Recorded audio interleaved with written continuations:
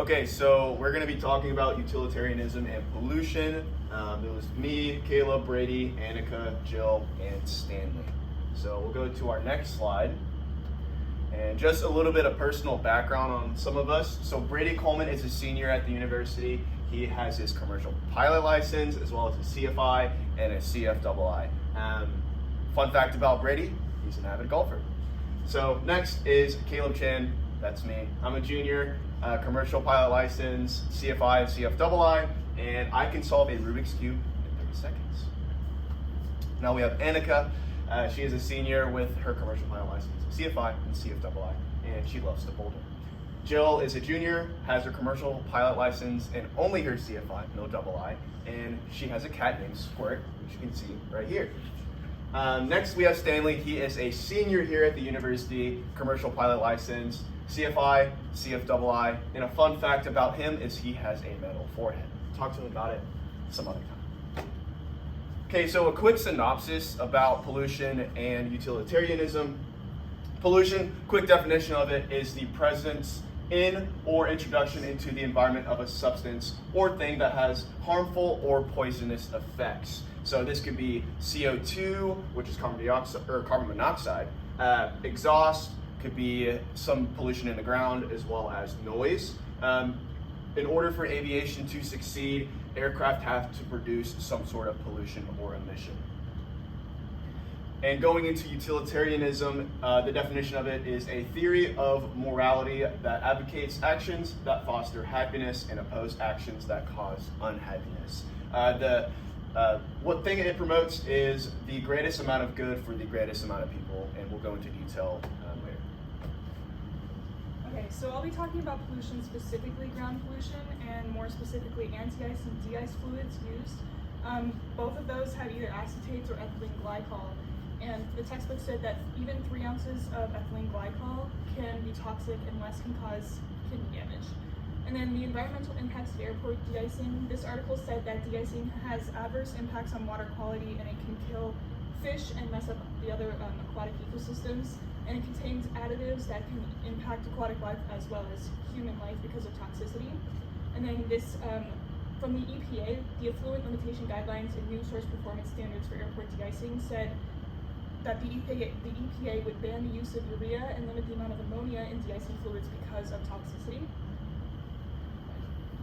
So then solutions to this, Denver International Airport has been like kind of the forefront of the solutions in that they made a lot of recycling efforts for this. So they have specific de-ice pads where airplanes have to go to get de-iced, and there they have an in-ground drainage system that takes the de-icing fluid to retention tanks, and then if it has enough glycol, it's recycled. So there's an average glycol collection rate of 69%, which is pretty good. And then DIA is considering an update for this system, because the system is old enough that the recycling parts have exceeded their life expectancy. And just doing this recycling to this point has saved Denver $2 million a year. So if more airports did that, they would obviously be, that would be better for the environment and they'd be saving money. If every airport could reach 70% efficiency, then surface water discharges could be reduced 4 million gallons annually, which would be good for preventing pollution. I'm Stanley, and I'll be talking about the air pollution caused by aircraft. So there's a couple main ways this is caused, and it's just the burning of fuel in the aircraft engines that creates large amounts of CO2 waste into the atmosphere, and then also can create clouds at certain higher altitudes.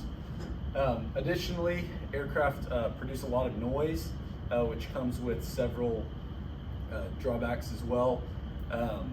The noise from aircraft will make certain neighborhoods or housing developments undesirable, or they just won't even be built because people don't want to live with a bunch of aircraft noise. And then they also can do things like disrupt animal migration patterns or destroy animal habitats, whereas if you build a big new airport out near an animal's habitat or something, as far as already that you're taking that habitat away, animals will not want to be living where there's a huge jet screaming over their head every couple minutes. So a couple of statistics, figures from CO2 emissions from aircraft is actually 3.7% of CO2 emissions in Europe are caused by aircraft. And then aircraft in the United States last year, Boeing 13.78 billion gallons of jet fuel, which is obviously a lot. Talked about this, that clouds can be formed, which can basically add to things like changing the climate, trapping greenhouse gases and stuff. And next we can talk about some of the solutions that proposed for this. So, first of all, a lot of activist groups for the climate and environment want aviation be included in the Paris climate initiatives. That has not really been something that's been discussed at these conferences lately. It's been more relating to like energy and stuff like that, renewable energies and all that, but something that they want to put in there. And then changing the fuel that's used rather than Jet A, which is the one that causes the most pollution in the atmosphere. Looking at environmentally friendly fuels, like they call them e-fuels. The kind of difficult thing with that is e-kerosene is actually the only fuel that will be compatible with these aircraft that can also be brought to a scale large enough to power so many of these aircraft. But a figure here from the Transport and Environment Group is they are trying to show that these e-fuels can actually be produced using less land than your also like traditional other biofuels, trying to show that it is possible. And then also flying at lower altitudes to basically kind of stop the cloud formation that happens at higher altitudes. But the big cost and the reason that this is kind of unlikely is that aircraft flying at lower altitudes are actually going to burn more fuel, so requiring even more fuel to be produced and all that, and more CO2 being emitted into the atmosphere. So it's kind of a debate there on that. And then as far as noise goes, sound berms is a great way of basically protecting the area around an airport from a bunch of noise. They have one pictured here, probably behind a runway for jet blasts, and then we actually have one here at Westheimer over down along Robinson, and that will kind of deflect noise upwards rather than horizontally out. And then also changing of flight routes, so there will be like altitude minimums, and also airports will fly only a certain pattern, kind of like we do here at Westheimer too, to avoid flying directly over some of these populated areas. So we heard about pollution, but now let's talk about the philosophy part of it, so utilitarianism with that. So utilitarianism is an ethical theory that determines right from wrong, primarily focusing on the outcomes. So why would we pick utilitarianism? Why was this interesting to us, and how do we think it could relate to pollution? Well, utilitarianism is a philosophy that looks at outcomes, like I just said, to determine right from wrong. Since the problems caused by pollution are primarily based on outcomes, it is a clear choice to use for examining which amounts of pollution are acceptable or should be restricted. So some of the tenets of utilitarianism, the primary tenets is that it's the most ethical choice, is the one that will produce the greatest good for the greatest number, and the outcome will determine what is right and wrong. So really what is best for the group rather than just necessarily for one person. So some of the advantage of this, the moral framework that this is primarily used to justify, like in war times, often used in business to justify costs and benefits. Some disadvantages, we can't predict the future, so hard to use there, hard to determine a good from a bad outcome, and then the consequences could also be good or bad. Okay, so now I'm going to be talking about how the philosophy essentially interacts with the aviation ethical issue. So as everyone kind of knows, aviation leaves a huge carbon footprint, which can negatively affect the planet. And utilitarianism, as Brady just previously talked about, looks at outcomes and whether it is right or wrong.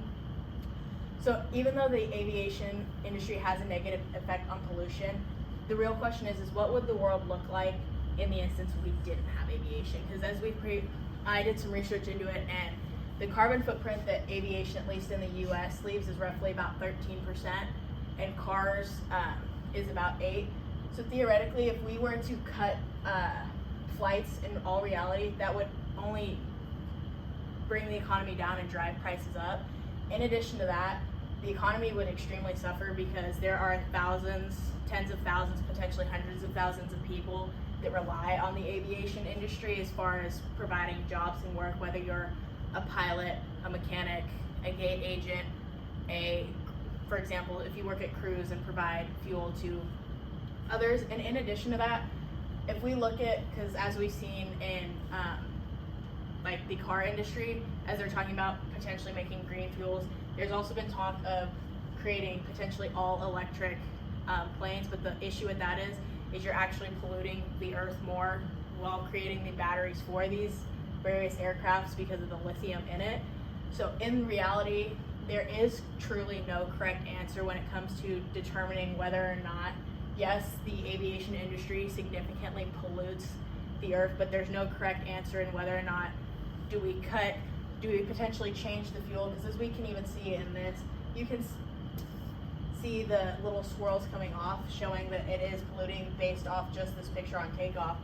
But with that, there is no correct answer in choosing whether or not we need to potentially change the way the aircrafts burn the fuel, whether we fly at a lower altitude, which is in turn going to burn more fuel, or whether we need to decrease the aviation industry, which in turn is going to hurt America and the GDP and the economy as a whole.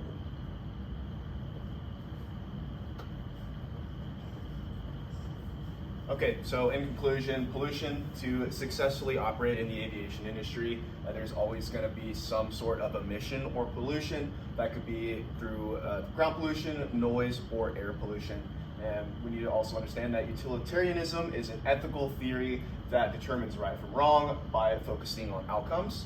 And it also focuses on the greatest good. So in conclusion, without emitting pollution, the aviation industry would not function, and then that people are actively trying to find solutions to make aviation cleaner for everyone.